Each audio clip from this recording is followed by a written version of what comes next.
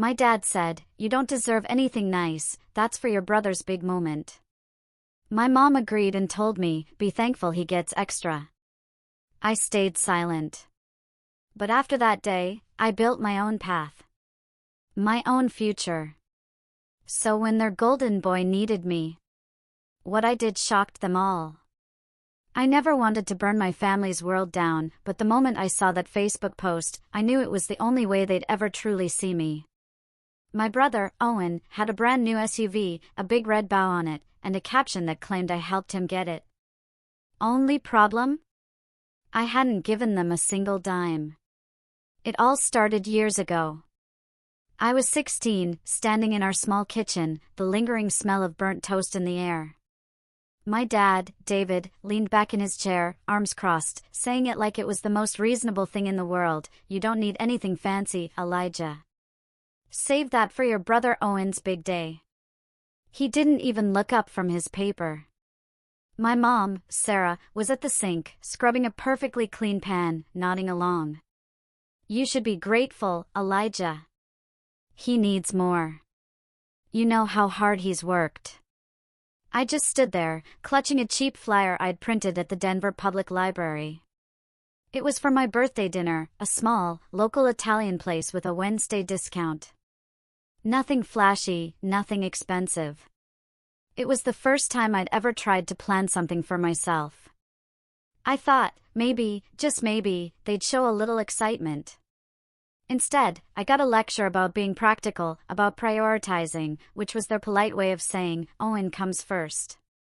That night, I went to my room, closed the door, and just stared at the ceiling for hours. I wasn't angry yet, not really. Just exhausted. Tired of always being the one expected to understand, to compromise, to wait for a turn that never came. My name is Elijah. I'm 27 now, but back then, I was just a quiet kid, too many thoughts, nowhere to put them. Owen, my brother, was 2 years older. Louder, bolder, always the center of attention. He wasn't mean, not back then. But he never missed a chance to step into the spotlight. If I brought home a B+, he had an A. If I scored a goal, he had a hat trick. And my parents? They just soaked it all in, like he could do no wrong. "Owen has potential," David would say. "Owen's going places," Sarah would add. Me? I was dependable, reliable. Translation, invisible. After that birthday, I stopped asking for things. No more dinner flyers, no subtle hints about choosing a movie or a family activity. I learned early, the more I wanted, the more disappointed I'd be. So, I got good at wanting less. Or so I told myself. High school blurred into second-place finishes and being the guy cropped out of family photos. College? They didn't even visit when I left. Owen got a whole weekend trip, a new comforter set, school-colored gear for his dorm. Me? I took a bus alone to a Denver university with a second-hand duffel bag and a stack of ramen. But I wasn't bitter. Not yet. I just adjusted. I figured maybe this was just how life worked. Some people shine brighter. Some people get picked first, and some of us have to learn to navigate by our own light. Things started to shift with my first internship. It wasn't glamorous, just an entry-level admin role at a local real estate agency in Denver. But for the first time, someone looked at me and said, "You're good at this." And they genuinely meant it. No comparisons, no backhanded compliments, just pure acknowledgement. I remember walking home that day, feeling 10 feet tall. I didn't tell my parents right away. I'd learned that sharing good news usually led to a story about how Owen had done it first, or better. And sure enough, when I cautiously mentioned it at Thanksgiving, over turkey and canned cranberry sauce, Sarah blinked. "Oh, that's nice. Did you hear Owen got promoted? His boss says he's management material." I nodded, smiled, passed the potatoes. Same old script. Still, I kept moving. I saved every paycheck, took on side projects, said yes to every opportunity. When I graduated, I didn't go home. I stayed in Denver, found a cramped studio apartment and a used mattress off Craigslist. Owen, meanwhile, had moved back home to save up. My parents were thrilled, turning his room into a man cave with a flat screen and a recliner David once called too fancy when I suggested one for the living room.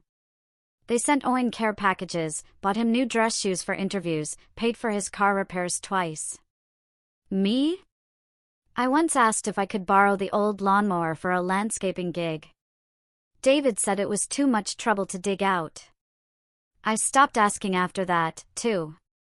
The thing about being overlooked is you start to see everything.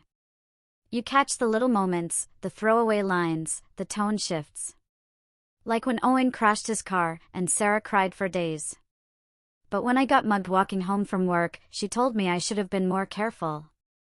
Or when David lent Owen $5,000 just to get him back on his feet, then later told me I was lucky to be so independent. They never meant to be cruel, but they were careless. And careless love can hurt just as much as none at all. Fast forward a few years. I'm 25, working in commercial real estate, finally in a position to make real moves. I've built a solid network, learned the ropes, and started putting away serious money. I wasn't flashy, no new car, no designer suits, but I was secure, quietly, comfortably. Then one day, I got a call from Sarah.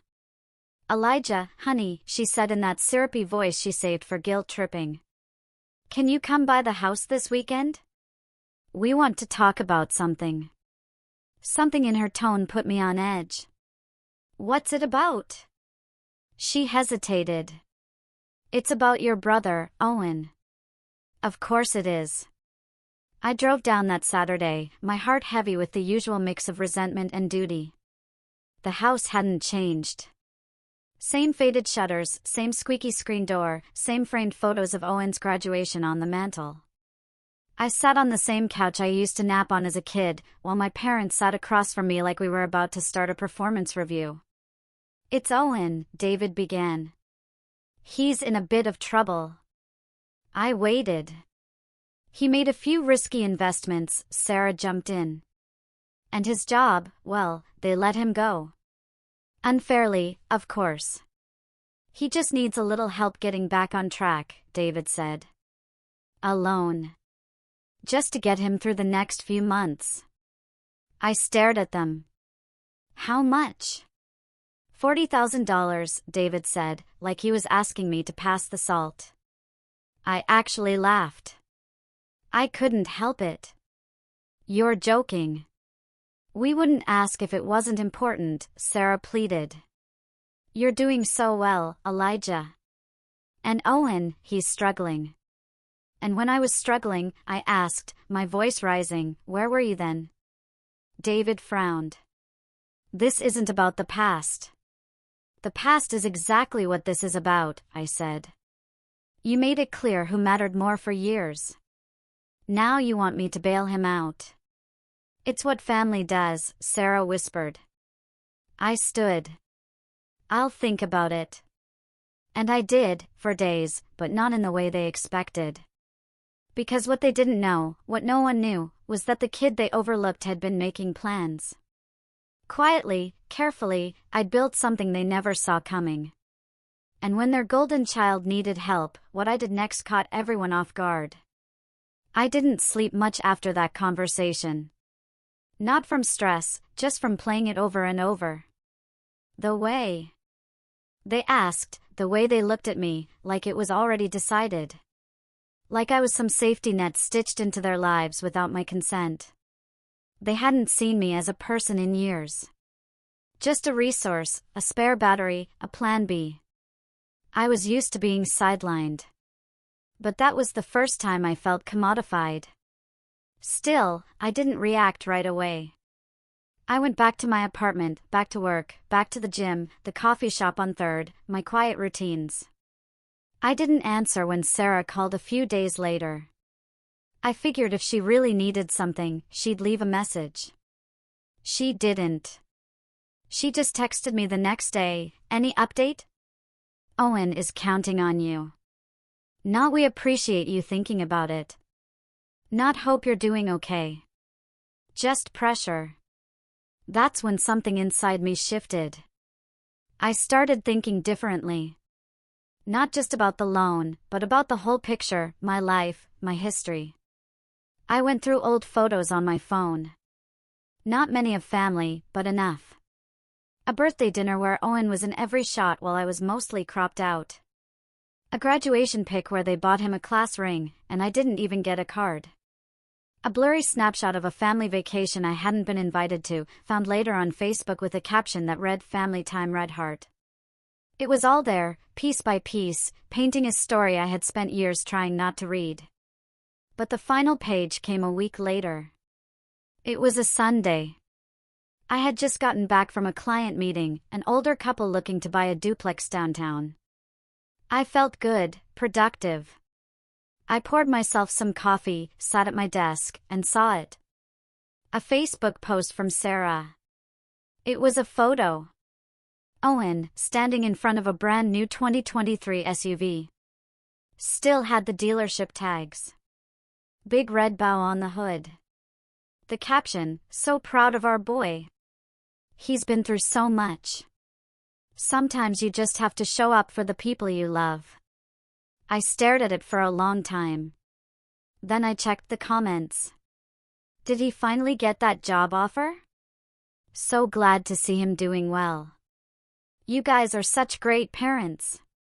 Red heart, red heart, red heart. One comment stood out. It was from my Aunt Brenda. "Wait, didn't you say Elijah was helping him out?" Sarah had replied, "Family always supports each other. We're just lucky Elijah came through." My ears rang. My mouth went dry. I hadn't given them a dime. I hadn't agreed to anything. And yet, there it was. The implication, the credit, the story rewritten in real time to fit their narrative. I called Sarah. She didn't answer. So I texted, "Take the post down." No reply. Then 30 minutes later, a message from David, "Don't overreact." Owen needed a boost. We didn't say anything untrue. I just stared at that text. Didn't say anything untrue. That was it. That was the moment. It wasn't just favoritism. It wasn't just emotional neglect. They were now using my name, my effort, my image, without my consent. It was betrayal. I didn't respond. I didn't yell.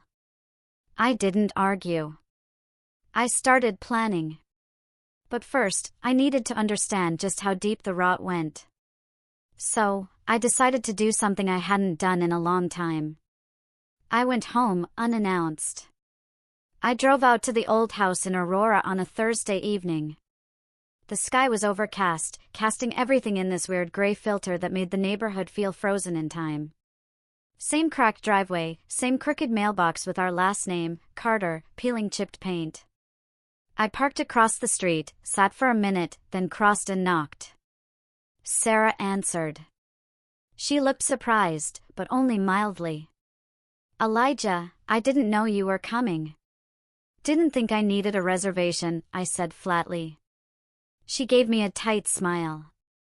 "Welcome in. Your brother's here." Of course he was. Owen was on the couch, scrolling through his phone. He looked up, grinned, and said, "Hey, long time." "Yeah," I said, eyeing the brand new car keys on the coffee table. "Been busy funding your midlife upgrade." He blinked. "What?" "Never mind." I turned to my parents. "We need to talk. All of us." They sat. I didn't. I stood in front of the fireplace like I was giving a lecture I hadn't been paid for. "I saw the post," I said. "I saw what you said about me helping Owen." Sarah opened her mouth. I raised a hand. "No, you don't get to spin this. You asked me for $40,000.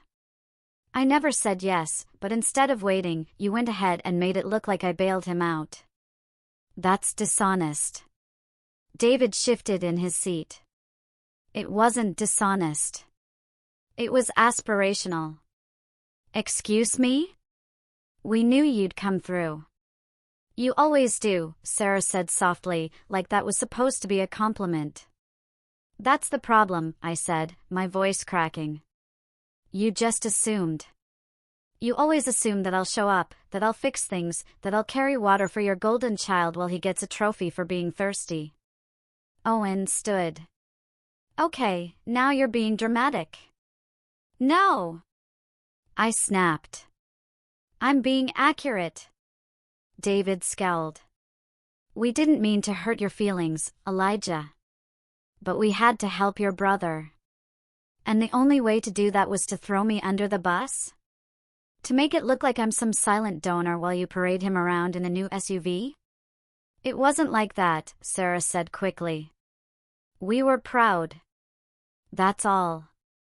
No, I said, stepping back. You were proud of him, as always. And once again, I was just the means to an end. There was a long silence. I turned to leave. Elijah, Sarah called after me. Don't do this. You're being emotional. I stopped, laughed bitterly. Yeah, I am. Finally. I walked out and didn't look back. That night, I made 3 decisions. 1, I would never let them use me again. 2, I was done pretending the past hadn't shaped me. And 3, I was going to hit them where it hurt the most, their image. Because for all their talk about love and loyalty, my parents cared about one thing more than anything else, looking good. And Owen? He cared about comfort, about ease, about being the center of a world that bent for him without question. So, I decided to take that away. But first, I needed to gather some information.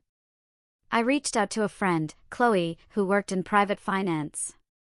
Sharp as nails, discreet, and someone I'd helped out a few months back with a property negotiation. She owed me a favor. Can you check on a few things for me? I asked her over the phone. Of course, she said. What are we looking at? Someone bought Owen a car. Big purchase. Might have come from a second mortgage or loan. I want to know where the money came from, legally. She paused. Elijah, what are you planning? I didn't answer. She exhaled. All right, send me what you've got. 2 days later, she called me back. Your parents refinanced the house, she said. Pulled out a pretty big chunk. My heart thumped. How much? 45 grand. Transferred straight into a joint account between David and Owen. I closed my eyes. That's what I needed. Thanks. You going to burn them down? She asked, half joking. Not yet, I said. But they're going to wish they hadn't made me the background character. Because what they didn't know, couldn't have known, was that while they were prioritizing Owen's comfort, I had spent the last 6 months finalizing a business deal that would change everything. A deal that involved property, a deal that involved their neighborhood, a deal that would make them realize too late just how much power I had quietly built while they weren't paying attention. But before I pulled that trigger, there was one more betrayal coming. One that would push everything past the point of no return. And it came the following week, in the form of a wedding invitation. Not mine. Owen's. And the guest list? Well, let's just say my name wasn't on it. I found out about the wedding the same way I found out about most things in my family, by accident. It was a Wednesday afternoon. I had just wrapped a lease agreement and was grabbing a late lunch downtown when my phone buzzed with a message from my cousin, Madison. We hadn't talked in a while, not because anything was wrong, just life drifting us apart. Her text said, "Hey, are you going to Owen's wedding next month? I wanted to know if you'd be down to split a gift. Registry's pricey. LOL. I actually dropped my fork. I blinked at the screen like maybe it would change if I stared hard enough. I scrolled up. No missed messages. No invites, no heads up. I hadn't heard a word from anyone about a wedding. So I texted back. Wedding? Her typing bubble popped up right away. Yeah. Wait, you didn't know? I assumed you were in the wedding party or something. I stared at that message for a long time. My stomach twisted in this slow, heavy knot. I didn't even know Owen was engaged. I hadn't seen him with anyone serious in years. And now, not only was he getting married, he hadn't even told me. Worse, my own parents hadn't either. I didn't reply to Madison. I just put my phone down and sat there alone at that little cafe table with a plate of half-eaten pasta going cold. There's this moment when betrayal stops shocking you. It doesn't hit you like a truck anymore. It settles in like a familiar ache. I didn't cry. I didn't storm out. I just felt hollow. Like someone had scooped out the part of me that still hoped for something different. I went home that night and sat in the dark for a long time. That was rock bottom for me. It wasn't the money. It wasn't the favoritism. It was the full circle confirmation that I wasn't family. Not in the way that counted. I was the extra, the afterthought, the dependable background character who didn't need a seat at the table. That night, I didn't sleep. And the next morning, I turned off my phone. I didn't want apologies. I didn't want explanations. I needed silence and space. And in that space, I started to rebuild. The first step, letting go. I stopped checking their socials. I muted their group chat. I packed up the remaining family photos I had in my apartment, only 3, all from over a decade ago, and tucked them away in a shoebox under my bed. I wasn't erasing them. I was just clearing the air. The second step, refocusing. I threw myself into work. Not in the unhealthy, ignore everything kind of way, more like intentional investment. I restructured my schedule, cut out distractions, started getting up earlier, staying organized, being present. My clients noticed, so did my team. 3 months after Owen's engagement bombshell, I closed on a multi-unit property that had been sitting in limbo for a year. No one thought it was worth the risk. Too many repairs, bad location, sketchy tenants. But I saw potential, and I had time. So, I negotiated hard, cleaned it up, hired a new management company, and flipped the narrative. Within 2 quarters, that property turned profitable. I got offers, good ones. I didn't sell, I held. Because for the first time in my life, I didn't want fast success. I wanted roots. By that fall, I had acquired 2 more mid-tier units on the south side of Denver. Both undervalued, both neglected. I called them my ghost houses. Everyone else overlooked them. I didn't. In a way, they reminded me of me. Quiet, unappreciated, but full of potential if someone just took the time. Meanwhile, my personal life was beginning to take shape, too. I started seeing a woman named Sophia, a commercial photographer I met through a mutual client. She was smart, a little sarcastic, always 5 steps ahead in conversation. The first time we grabbed dinner, she asked me straight up, "What's your family like?" I didn't flinch. I just said, "They're complicated, but I'm working on becoming the kind of person I wish I'd had growing up." She smiled at that, and for the first time in a long time, I didn't feel like I had to apologize for my past. Sophia didn't need me to be fixed. She just needed me to be real. That winter, we started spending more time together. She helped me photograph one of my restored properties for marketing. I helped her set up her new studio. It was the most balanced relationship I'd ever been in. And still, not once did my family reach out. Not for my birthday, not for Christmas, not even a check-in. I guess they thought silence would punish me, but it only clarified things. Because here's the truth, rock bottom doesn't have to be a grave. It can be a foundation, and mine was solid.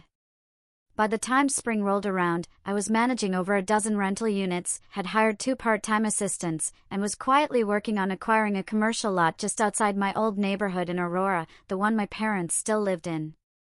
The lot was nothing special on the surface, just a rundown strip of stores, a shuttered laundromat, a failed vape shop, and a corner bakery that had been boarded up since the pandemic. But I saw the future.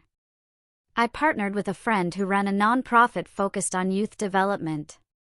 Together, we drafted a proposal to turn the lot into a mixed-use community space, affordable apartments up top, community classrooms, and rentable creative space below. I financed most of it myself, quietly, strategically. When the paperwork cleared and I signed the deed, I drove past my parents' street on the way home. They still had no idea. I wasn't doing it to hurt them, not really. But there was something deeply satisfying about owning the land within walking distance of the house I was never invited back to. And then, as if the universe had a sense of timing, I ran into Owen. Literally. I was leaving a meeting at the Denver City Planning office when he stepped out of the elevator across the hall, dressed in a crumpled blazer, phone pressed to his ear, pacing. He didn't see me at first. I watched him for a second. He looked tired, less put together than usual. His tone was clipped, agitated. Then he saw me. His eyes widened for half a second, then narrowed. "Elijah," he said, lowering the phone. "Owen," I said calmly. He cleared his throat. "Wow, long time." "Yeah."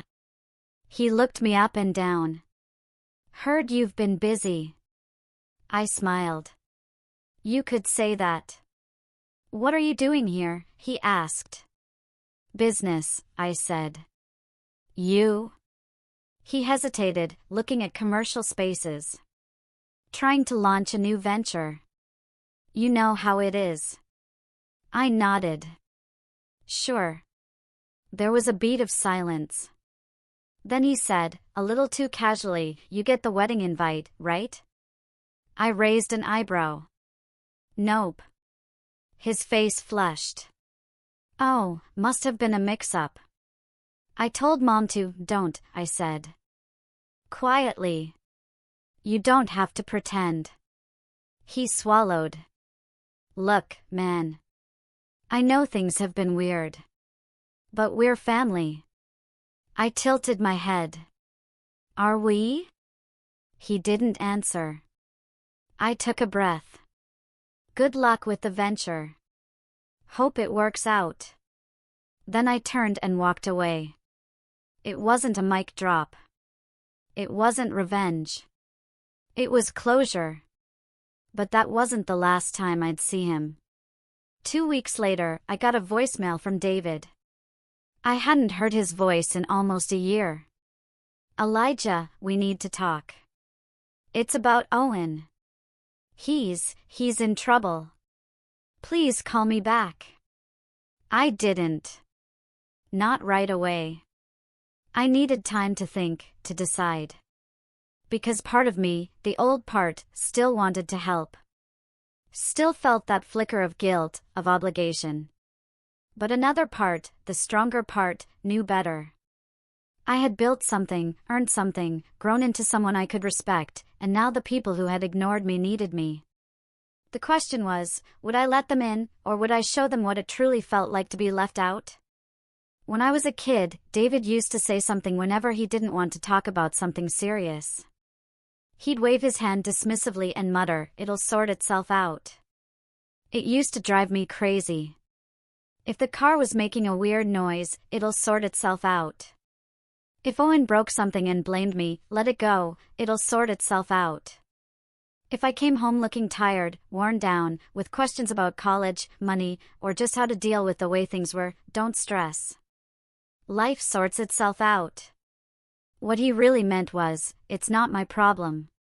Now, here he was years later, leaving messages on my phone like a man who was finally realizing maybe it wasn't going to sort itself out this time. I didn't return his call. Not for 3 days. Not because I was trying to be petty. I just needed space to think. I was done reacting. Everything I did now had to be deliberate. By the 4th voicemail, he stopped trying to sound calm. Elijah, this is serious. Your brother, he's gotten himself into something bad. I know we haven't seen eye to eye, but we're still family. Just please call me back. Still, I waited.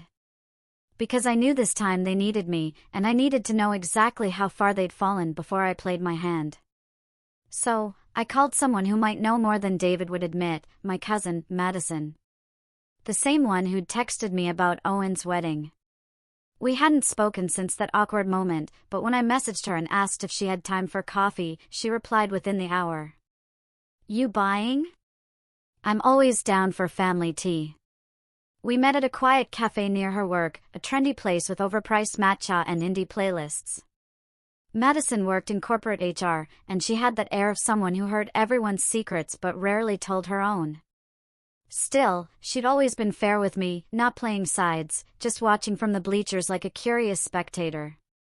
She sipped her drink, leaned forward, and asked, So, you heard about the loan sharks? I blinked. Wait, actual loan sharks? She nodded. Yeah. Owen apparently borrowed money from some sketchy private lender.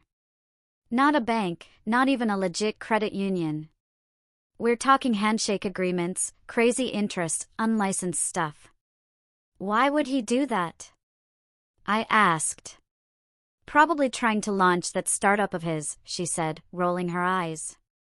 You know, the marketing one, Hypernova Strategies or whatever it was called. He blew through his severance from the last job, then borrowed more to keep it afloat. The wedding pushed it over the edge. I leaned back, silent for a beat. Madison gave me a knowing look. He's in deep. Like, sell your stuff and run deep. And your parents co-signed one of the loans, apparently. That's why they're freaking out. My eyebrows lifted.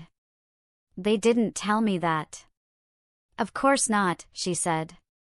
They want you to swoop in and fix it without asking questions. Classic Elijah move, right? I let out a breath. Not this time. She studied me for a second. Good. About time. We sat for another half hour. She told me about the wedding, small, rushed, poorly planned. Apparently, the bride's family wasn't thrilled either, especially once money became tight. Owen had tried to mask it, but everyone could tell something was off. Then came the business collapse, the missed payments, and finally, the threats. My parents had tried to keep it quiet, but in Aurora, bad news travels fast, and now they were out of moves. But I wasn't. I thanked Madison, bought her another overpriced drink, and headed home. And on that walk, I began laying the groundwork. Because now, for the first time, I held every card.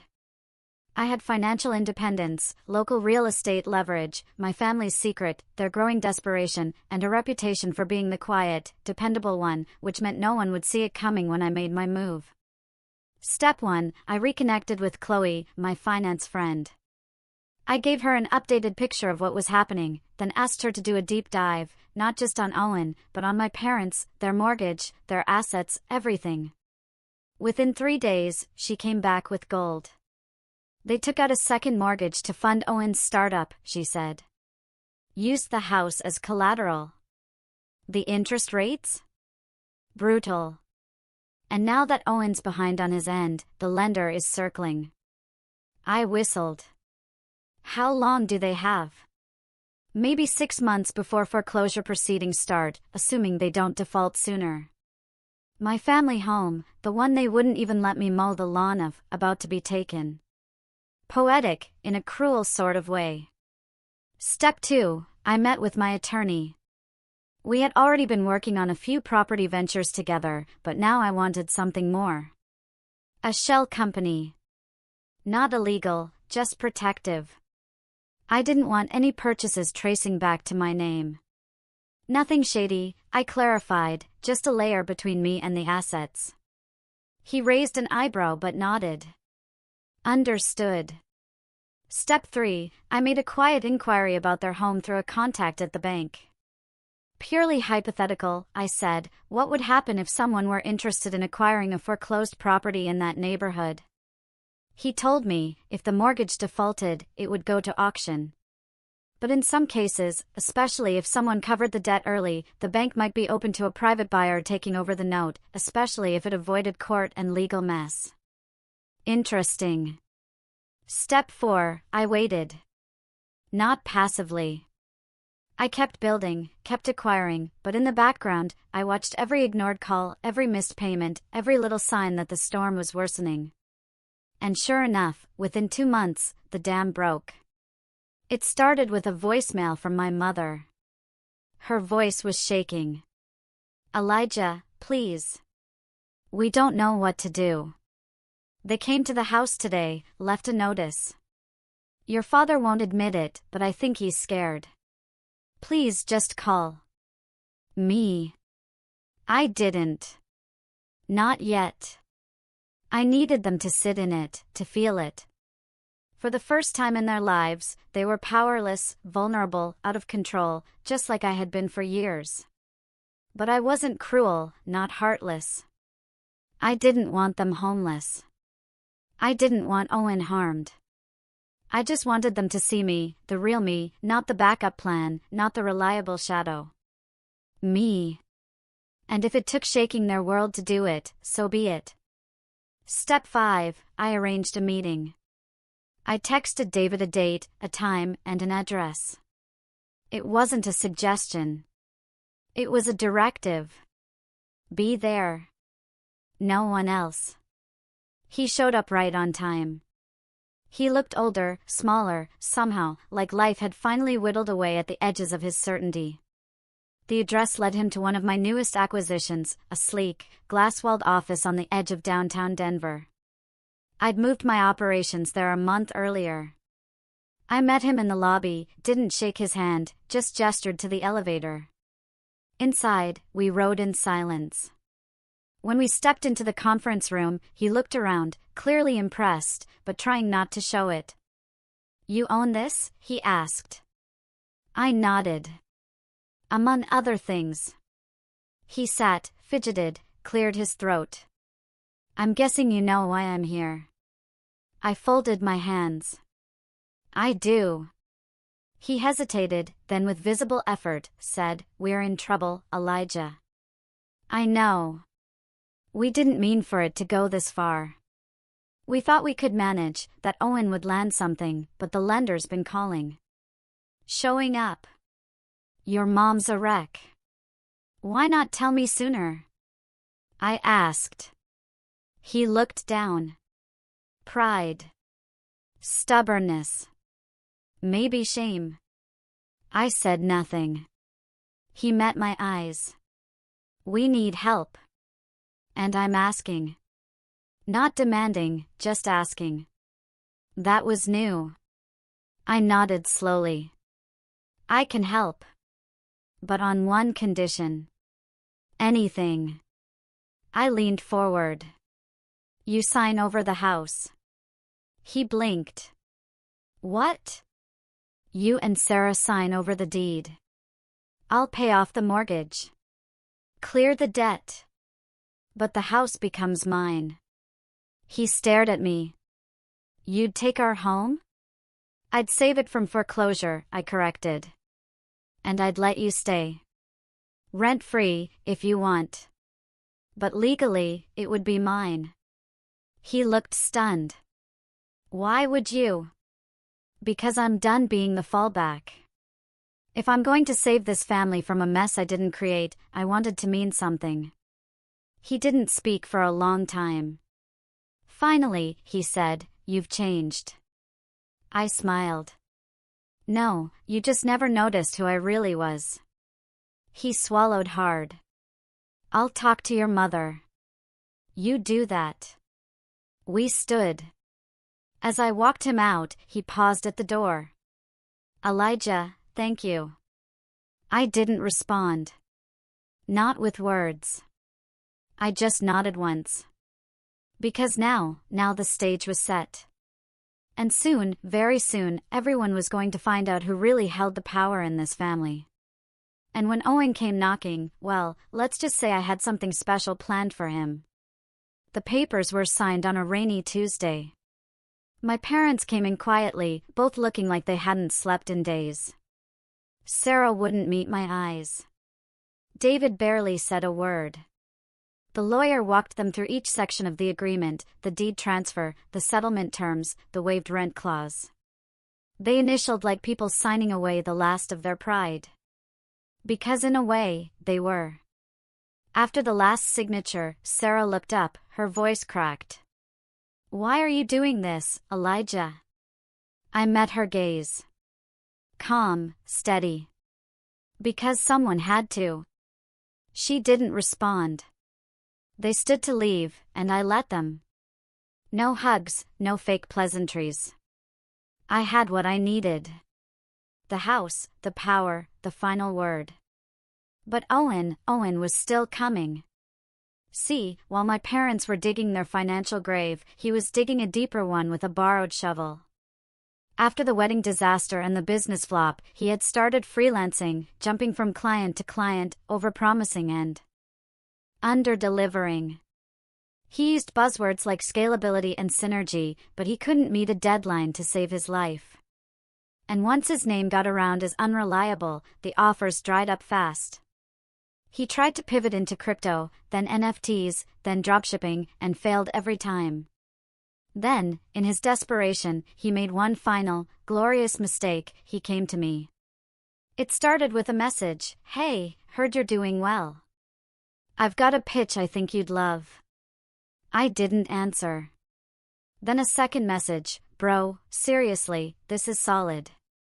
I've got an idea for a startup that could actually scale. I just need someone who gets it. Let's grab lunch." I waited 3 days. Then I replied, "Sure, let's talk." My office, Thursday at 1. When he walked in, he had that same overconfident swagger I'd seen our whole lives, like the world still owed him something. "Man, this place is nice," he said, glancing around. "Didn't know you were running things at this level." I smiled. "You didn't ask." He laughed. "Guess I was busy with my own stuff." Anyway, he pulled out a tablet. I brought a deck. "This idea, it's next level. Think digital infrastructure meets content monetization. We build a platform that helps mid-tier creators scale their audience and automate ad revenue. I've got some mock-ups, early interest from a few small streamers." I held up a hand. "Stop." He blinked. "What?" "I'm not investing," I said. He frowned. "You haven't even seen I don't need to." "I'm not investing. Not in you." His jaw tightened. "Why the hell did you even ask me to come here then?" "To say it to your face. You used me our whole lives. You walked into every room expecting applause. And I waited in the wings, cleaning up your messes. But that's over." He scoffed. "So what? You're punishing me? Acting like some big shot now?" "No," I said calmly. "I am a big shot now, and I didn't get here by coasting on pity." He opened his mouth to argue, but I wasn't done. "You lied about the car. You lied about the loan. You let Mom and Dad think you were the victim when you were the storm. And now you want my help, after excluding me from your wedding, after dragging my name through the mud in your pity story?" He looked away, but I wasn't finished. "I bought the house," I said. "Their house?" He turned sharply. "What?" "They were about to lose it, so I stepped in, saved them, paid off their debt. Legally, the deed is in my name." His face paled. "You're kidding." "Nope." "So what? You're kicking them out?" "No, I let them stay." Rent-free. I wanted them to see what grace looks like when it's real. He didn't say anything. His ego was deflating by the second. Then I pulled out a folder and slid it across the desk. "What's this?" "Your bailout," he added suspiciously. I said I wouldn't invest. I didn't say I wouldn't offer you a way out. That's a job contract, entry level, my company, real work, real hours, modest pay, but you'd be earning it. He stared at the papers like they were written in another language. "I'm offering you a life raft," I said, "but not a throne." He pushed the folder back. "You expect me to work for you?" I shrugged. "You asked for help. This is it." He stood. "This is pathetic."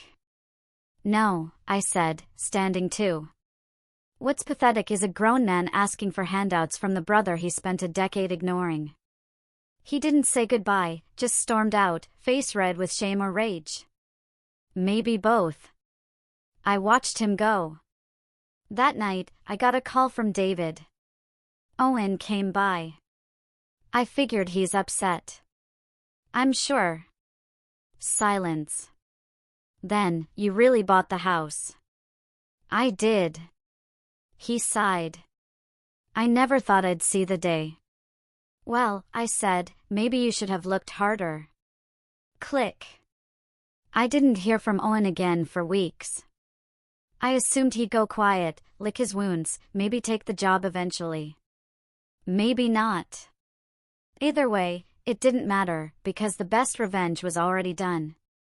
I had taken everything they used to ignore me and turned it into something they couldn't look away from. I wasn't the backup plan anymore. I was the legacy. I didn't need their approval. I didn't crave their praise. I had outgrown their world.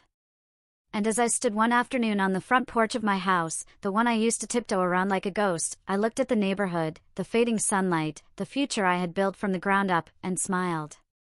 They raised a golden child, but they buried a diamond. And I didn't just shine. I cut deep. What would you have done?